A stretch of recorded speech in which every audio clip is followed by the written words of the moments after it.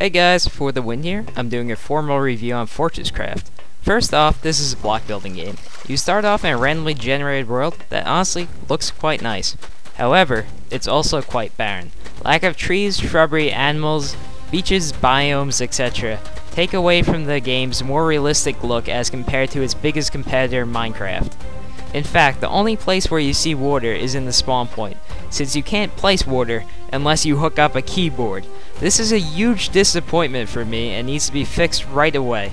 Although I can see the reason that they would make it not so easy to get water, considering that there is no real drop-off, so placing a single block of water can in theory flood your entire world and destroy everything in it. And yes, if you're wondering, you can build a house, but often blocks don't go where you want them to, and besides, placing a block will often replace a different block. So you need to go back, delete the block you just placed, then switch to your last block and place it again. In other words, it's frustrating as all hell. And blocks take forever to render, and leave behind an annoying grid pattern that's impossible to see through, so making tunnels is frustrating, tedious, slow work. There's not too many newer original ideas in this game. Sure, there's the trampoline block, but I mean, the developers didn't even come up with that idea. Someone suggested on their forums. In fact, relics are one of the only original ideas that they came up with. The problem with relics is that they're hidden underground, so the only hope you ever have of finding one is by doing a glitch that allows you to see through the ground. Why would the developers hide their only original idea underground? It blows my mind. Furthermore, relics are extremely underwhelming and don't give the player much advantage. Sure, the ray gun's kinda cool, but it has the same range as the pickaxe with none of the accuracy. And what's the point of the pickaxe if it doesn't have any animation anyway? Because it's clear that you're not using it. That's another thing that this game's seriously lacking. Animation. There's not even a jump animation. You'd think that would be a pretty high priority considering half the game is jumping over blocks. This game does feature a machinima menu, which is a step in the right direction, but the menu doesn't have any useful settings in it. Sound in this game is lacking.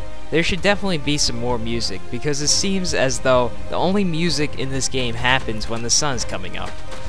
The game also has a lighting engine that is constantly doing strange things, and goes from a full brightness to no light at all very quickly. And it always seems that there's static on your screen for one reason or another.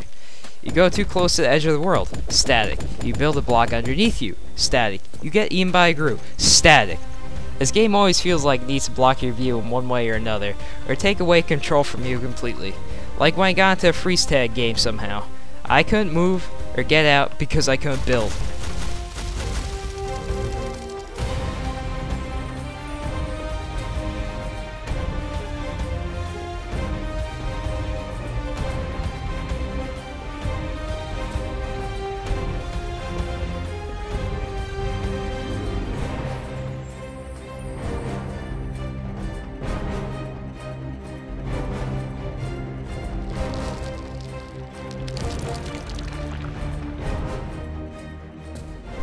Multiplayer in this game works somewhat. You can only join friends' games if they're in the same gamer zone as you. How did the developers manage to screw up that badly?